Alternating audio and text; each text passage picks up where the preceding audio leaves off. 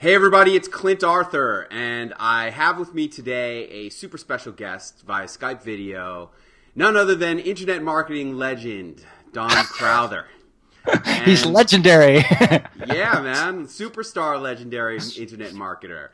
And I had the great pleasure and privilege to meet Don because he attended my breakout session where I was speaking at Lisa Sasovich's Speak to Sell bootcamp.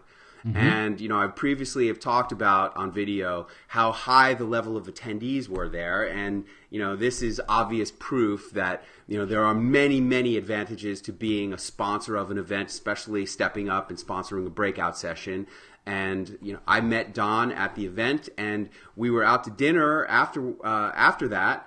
And he was telling me this amazing story, and that's why I set up this interview. So, Don, thank you so much for joining me, first of all. Well, thank you very much. I appreciate this. When we were having dinner, we had some delicious sushi there at Green Valley Ranch. And when it was at the end of the night, you were telling me this story about a product that you developed. And, I am an entrepreneur.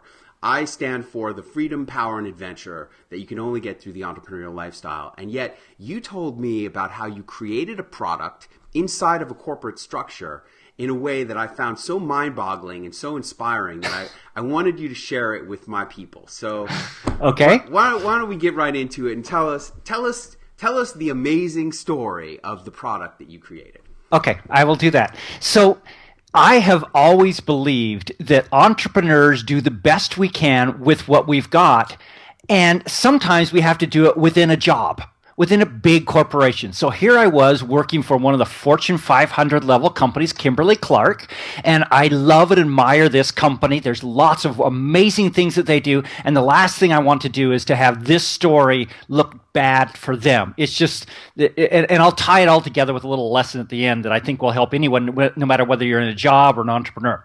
But I was working at the time on New Freedom. Now, for the guys out there, they have no idea what this is. That's Kotex, okay? And yes, guys do work on those brands from time to time. I was one of the marketers. And one day, I was looking through some data, and I was looking at this thing, again, for the guys, called panty liners. They're the really, really thin ones, and maxi pads, the really, really thick ones. And they were the two ends of the spectrum in absorbency. And I was looking at the data, and I realized that I believe it was 18% of usage of panty liners was of women over 65, and 20% of usage of maxi pads was women over 65. And I looked at that, and I turned to the guy I was with, and I said, correct me if I'm wrong, but these women have gone through menopause, right? And so immediately was, okay, this is being used for incontinence, light incontinence, where they just leak a little bit, not enough to wear a big diaper. They just leak a little bit.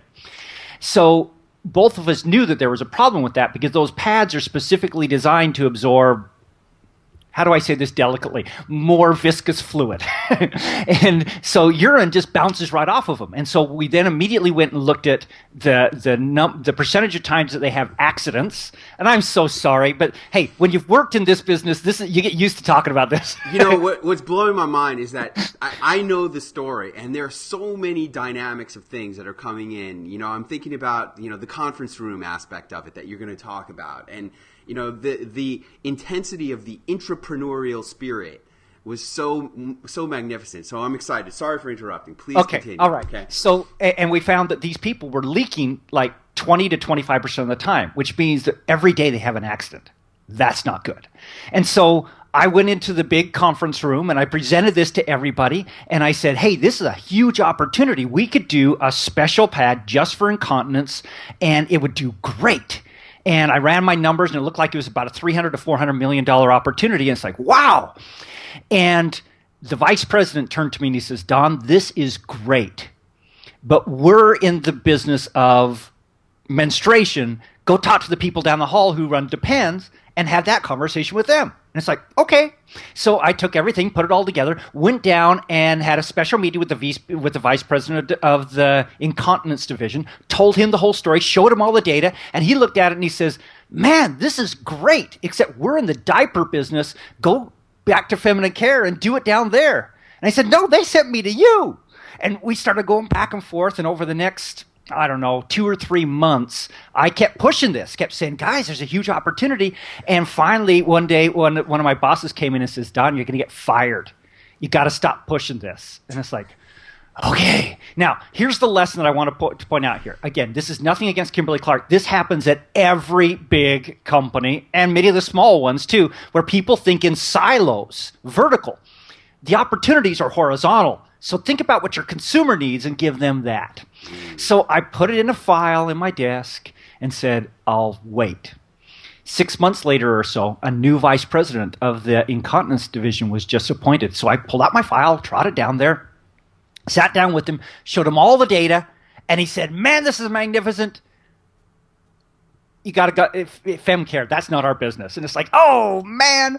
But then about 4 months later, I got put on the Depend brand. So all of a sudden, I had control. I could actually do something with this.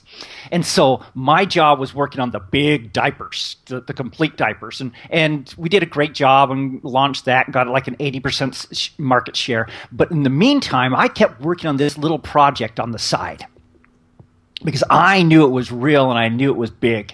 And I kept being told I couldn't do it. And so finally I went to my boss and I said, okay, here's what I'm going to do.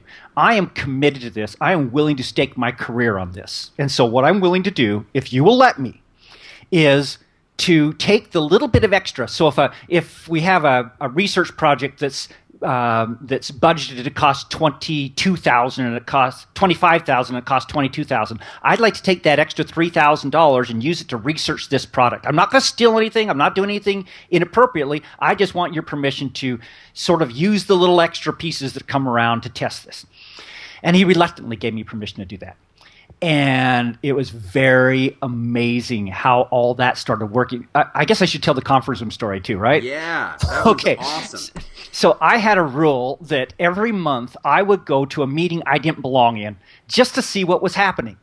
And so I would go sit in a conference room about 5 minutes before the hour, and a whole bunch of people would come into the conference room and they'd start holding a meeting. And I sat through some incredibly boring, useless meetings, but every once in a while I hit a real winner. And this time I was in a conference room, and it was a time when all the people from the Huggies brand, who were the researchers, were coming in presenting the technologies that they'd researched that didn't work for Huggies. And I sat up and I go, oh, this is cool. And so I was paying attention. And one guy brought up this really, really thin, about this thick sheet of almost looked like paper. And he says, watch this. And he pulled out a beaker with a pint of water in it. And he goes, shh. And that pad went from this thick to about this thick and absorbed the entire pint of water. And it was like, everybody's going, wow, that's amazing. That super absorbency in that thing is incredible. But here's the problem. It costs like 4 times more than Huggies can afford to pay for it, and babies only go like 2 tablespoons, so it was useless for that. And so he said, we can't use it. Does anybody else want to use this? And no one raised their hand. I finally raised my hand, and I said, I'll take it. And they looked at me and they said, who are you? And I said, I'm a marketer on Depend. I'll take it. And they said, okay, fine, go take it. And so I took it back, walked into my research guy, and I said, okay, my product developer, and I said, here's what I want you to do. I want you to develop this product, this specification, using this absorbency thing, and have it for me in 2 weeks. I'll give you like 3 days a week off of what you're doing on this other stuff to work on this. Don't tell anybody. And he came up with these amazing products that just worked like crazy. He bounces into my office and he's got, watch this! and so it was great. So I had him make up a bunch of them, and then I sent them to 3 of my aunts, who had all revealed to me once they found out that I was working on the Depend brand that they had a little bit of leakage. Not enough to have to wear a big diaper, because that's demeaning. But a little bit of leakage, okay, I can wear a feminine pad. And I sent these things to them, and all 3 of my aunts called me up and said, that was amazing. Can you get me more of those? And I knew at that point we had a hit. I just had to sell it to the corporation. So he went through the long process and everything, and snuck and did some things that were quite entrepreneurial within the organization to get some test samples run off, to get the machine and everything. And in the end, we ended up launching a product. It is on the shelves today. It is called Poise. So if you go walk down the incontinence aisle, you'll see these pinkish packages, and that's that brand that came from that. And it's $300-400 million worth of business today. And it's one of those things where I just think, you know what? it took somebody pushing. It took somebody looking laterally at the customer's needs and just saying, I don't care if this is a corporation, I'm still going to act like an entrepreneur and I'm going to make this happen. So that's my lesson for you today. Well, I think there's more of the lesson there, because you mentioned the ants at the end. And, for me, that was the huge lesson, because I said to you, dude, why did you do this? Why did you risk all of this? What drove you to such extreme lengths? And you told me it was because of those ants. So, that's the lesson for me as the entrepreneur, because, look, when I got into the butter business, because I needed butter for my nutritional healing of my body. I needed a certain kind of butter. I got into media training, and I've now become the greatest local television media trainer in the world, because I needed to get on local television without having to pay a publicist, so that I could work my way up to the national level to get butter. Yeah, exactly. All of that too. But, it comes out of personal need. And, would you please share with me the real, really why you did this? Yeah. Okay. So I have sat in many conference room, in many focus groups room, where you sit behind a two-way mirror and you watch people. And I have watched person after person on the other side of that mirror break down in tears, because they realize that their body is getting to the point where they're aging, they're getting out of control, and those kinds of things. And I knew that this product that we were doing was incredibly emotional. And one day I was talking to one of my aunts who had cancer and was in the process of dying. And in the process of that, she had become incontinent. And she was telling me about this. And she was just in tears. And she's one of my favorite aunts, and I'm hugging her, and it's like, I want to help you. I can't help you right now because we've got just these big products that she didn't want to wear because they were demeaning. And then all of a sudden, I had this opportunity to give her what she wanted.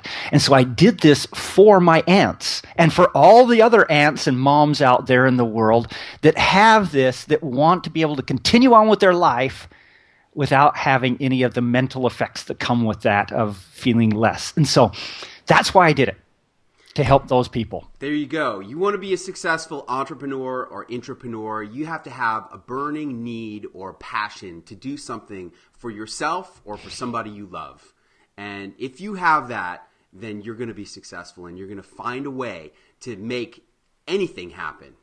Just the way Don did. So, Don, thank you so much for sharing this story. I know it was inspirational for me. I'm sure it'll be inspirational for everyone else. Would you please let the people know how they can find out more about you and the great work that you do and things that you have to offer people? Sure. Thank you very much, Clint. You can go to doncrowther.com, DONCROWTHER.com, and there I have hundreds of videos that can teach you how to do online marketing as well as marketing strategy and entrepreneurial kinds of things. If you're going to learn from anybody, he's the guy to learn from. He's one of Brendan Burchard's top affiliates, and you're lucky to have found him on this video. If you'd like to find out more information about my butter, you go to 5starbutter.com. Those are all words spelled out. And if you want to find out about how to create celebrity for yourself using local television, please visit www.guaranteedcelebrity.com. I'm Clint Arthur. Thanks for watching, and I'm looking forward to seeing you on television. Good night, everybody, and thanks. Good night. Don. Thank you. Okay.